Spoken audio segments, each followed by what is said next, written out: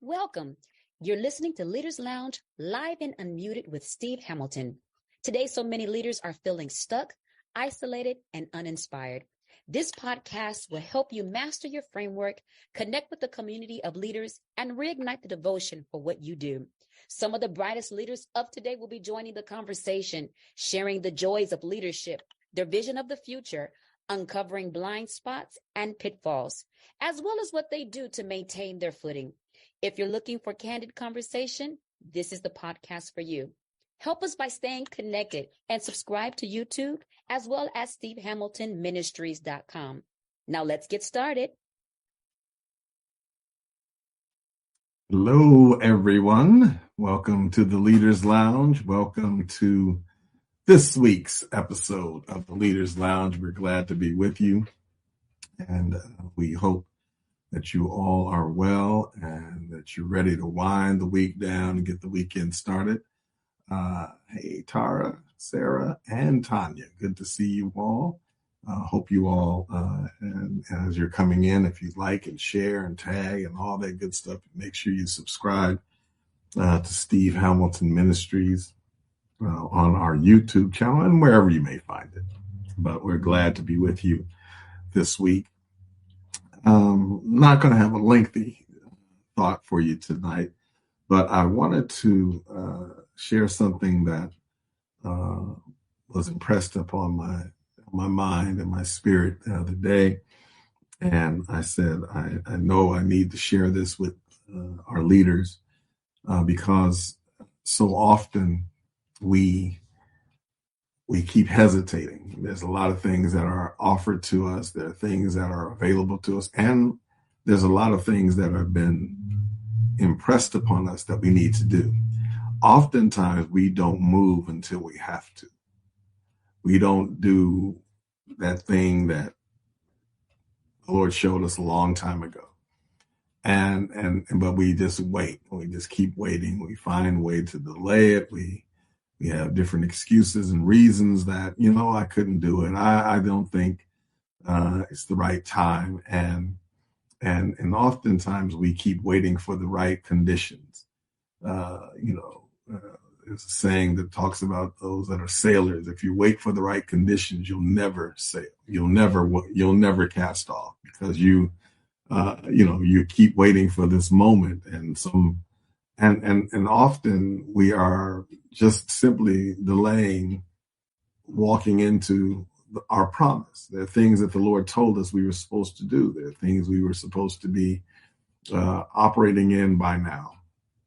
And we haven't done it yet. We haven't, took that step, forward to move into what God has called us to do.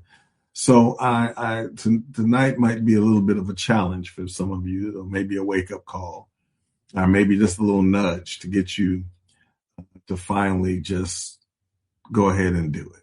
It's no sense like, I was I was talking the other day, and I remember some time ago, a month or two ago, when I was talking to Pastor Tammy and Pastor Gerald Haddon about, them coming in and taking the baton from me and taking over the ministry and going into what they have been called to do in this portion of the vineyard. And one of the first things the Lord told me that they would probably do was that they were going to change the name of the church. And so then we kind of like, well, maybe should wait on that. And maybe we should and after a while I told them, look, just go ahead and do it. You're coming in, go ahead and do what you got to do. We're going to make this transition happen, and it's going to work. It's going to succeed, but there's no sense in kind of pushing it back and waiting a little while because we'll keep waiting for the right moment. And often it's just better to go ahead and, as they say, rip the Band-Aid off and go ahead and get it done. So, of course, it's a process to do that, but you have to start the process. And so often we have been, wondering, oh, wow, I thought you were going to do that years ago. I thought you were going to, or the Lord has shown us something. There are things I guarantee you that the Lord has shown us as leaders. He's shown us being in a particular place. I remember decades ago going to the late great Bishop Norman L. Wagner's Pentecost in Perspective, PIP conference in Youngstown, Ohio. And I remember Bishop Jakes was preaching, and he said something to us all, but it stuck with me all these years later. And he said, you got to get a vision of what the Lord is calling you to do. You get whatever you see, whatever the Lord is showing you. He said, you got to see that. And we were in high praise, worship. And the Lord was showing me some things. And he said, and then Bishop Jake said something that stuck with me. He said, don't be afraid of what you see. Don't be afraid of what you see. Oftentimes, the Lord can give us a glimpse of something, and it seems so big that we put it out of our mind. Oh, that's just crazy. I don't think that could ever happen. But the Lord is incredible about showing you something that can actually and will actually come to pass.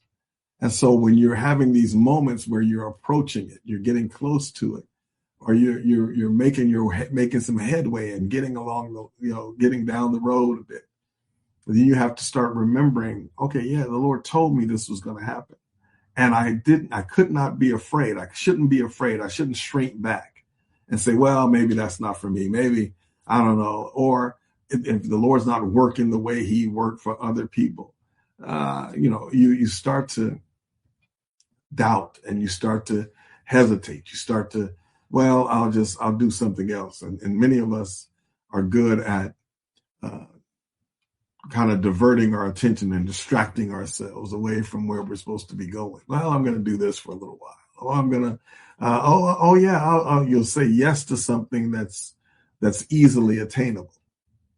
Or you'll say the yes to something that you already have mastered, just something it comes easy to you.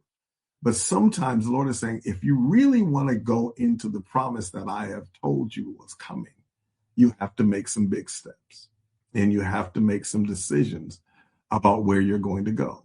It's just that simple. You have to make a decision to keep moving forward. And sometimes the decision is a dramatic one. Sometimes the decision to walk away from something is a dramatic decision.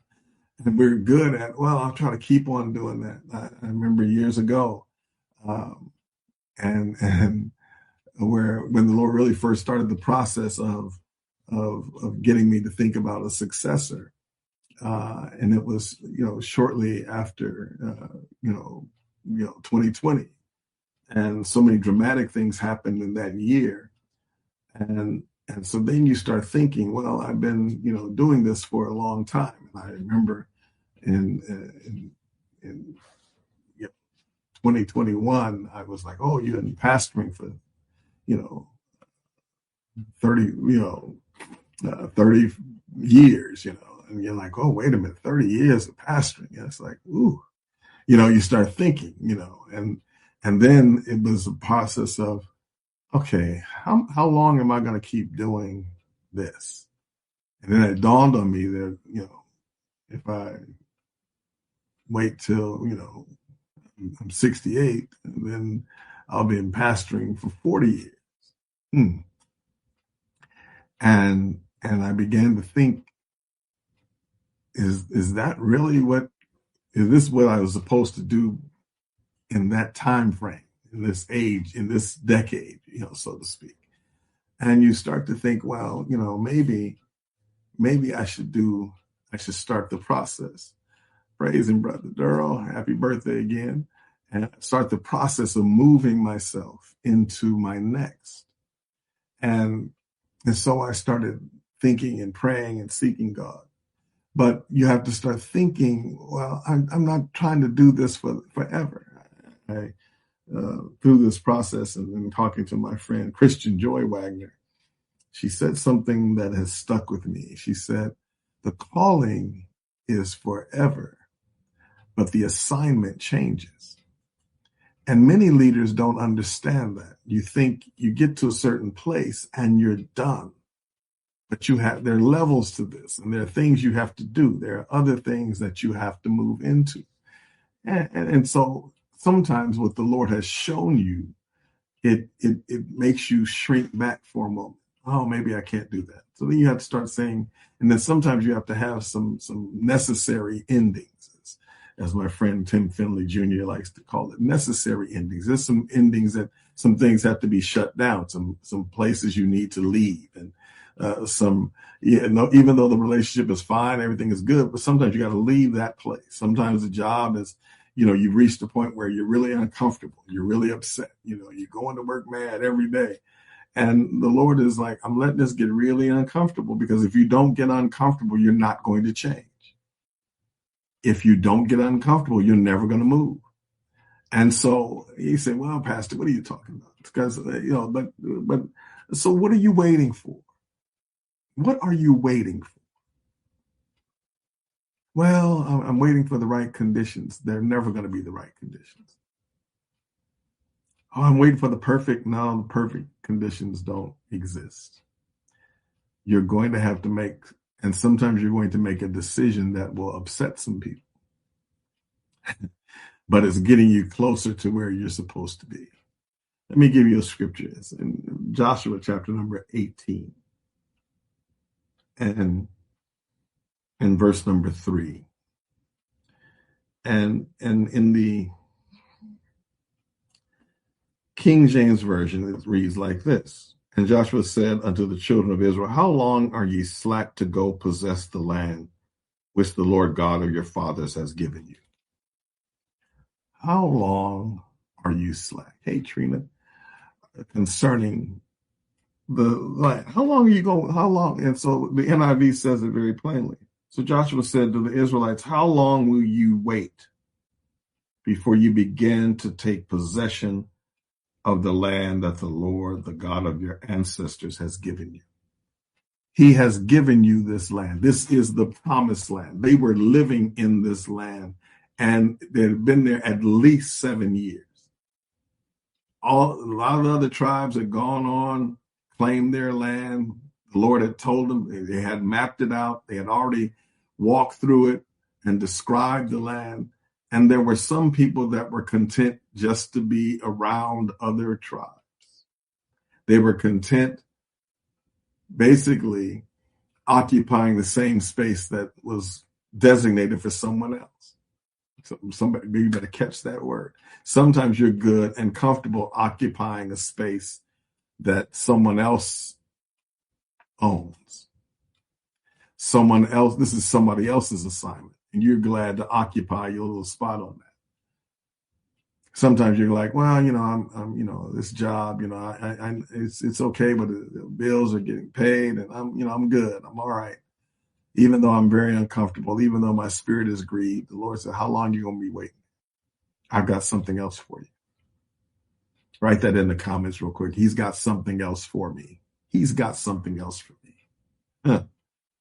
And there are people that may not understand why you're making the decision you're making.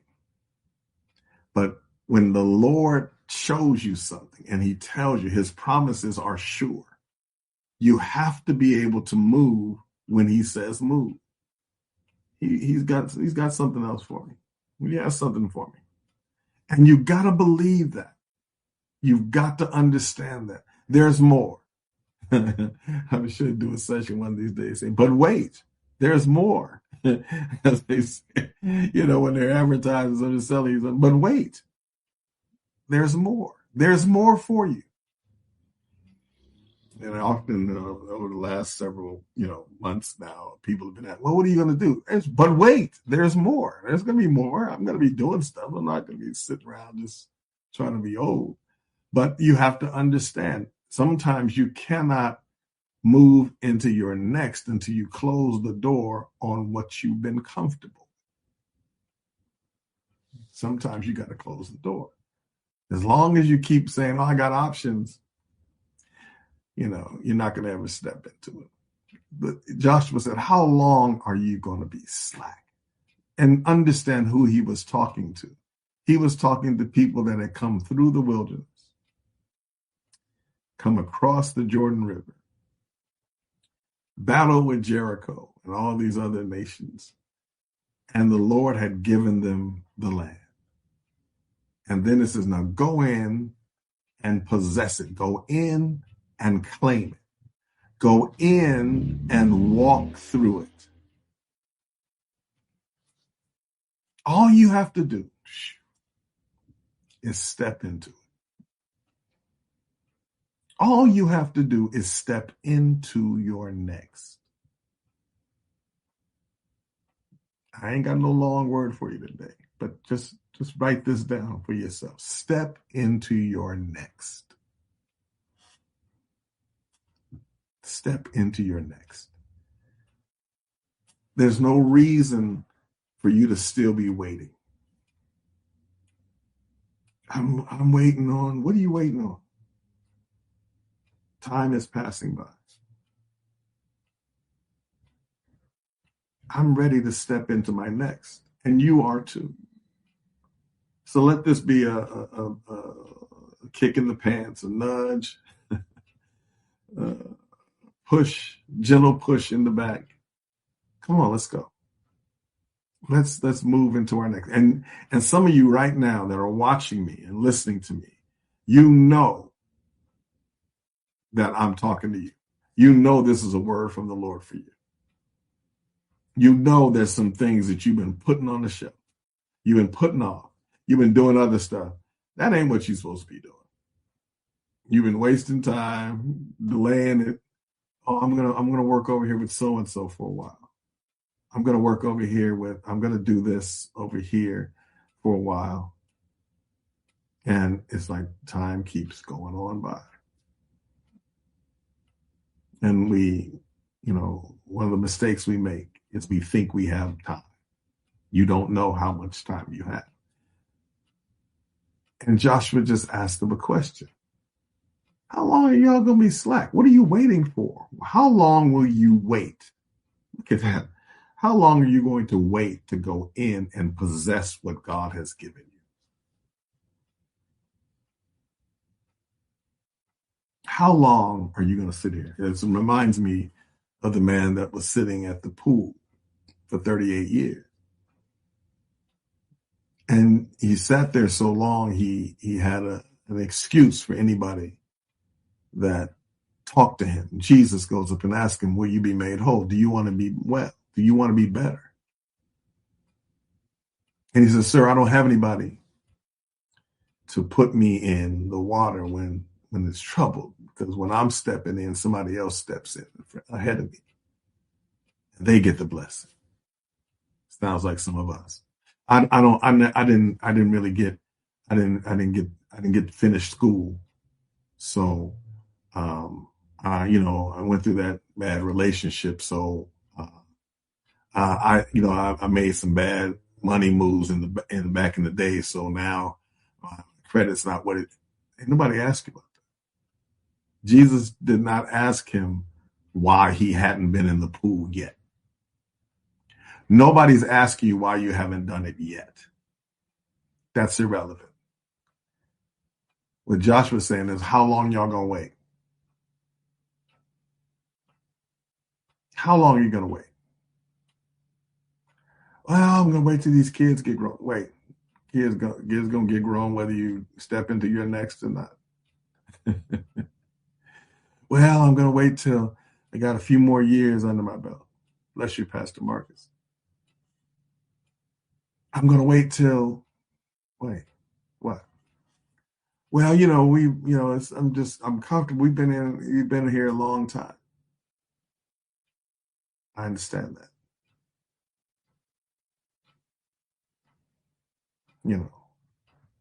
And sometimes you have to be able to say, you know what, this is what we need to do and where we need to go and where I need to be now.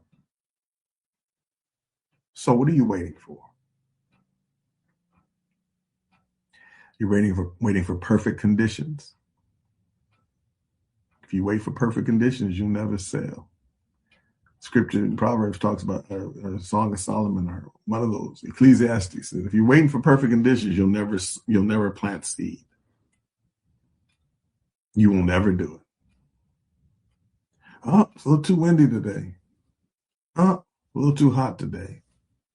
Oh, a little too cold today.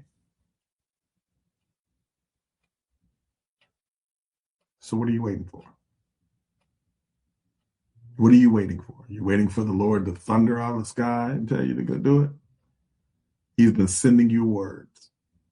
He's been sending you messages. That's why sometimes when you hear certain people preach or teach, or you read certain scriptures, you feel something pulling. Like, oh. And it reminds you, then you try to avoid it and go off into something else. No. So what are you waiting for? What are you waiting for? That's the question. And I told you on the video, you got to answer that question. And if you need to, write it down. And then realize that all those excuses are irrelevant. God is able to do what he said, and he will. But you got to step into it. Step into your next. Confidently step into your next. God bless you. I'm going to let you go on that note. But I hope and pray that something sparked you a little bit, stir you up. Let's go. There's more for us. And so let's go get it. Let's go get it in the name of the Lord. All right. I will talk to you all soon. Remember, got a couple of important dates coming up. My celebration, my 35-40 celebration is coming up on May 31st, 3 p.m. right here at Spirit and Life Ministries. I'd love to see you, love to hang out with you for a little bit and just celebrate what God has done for us.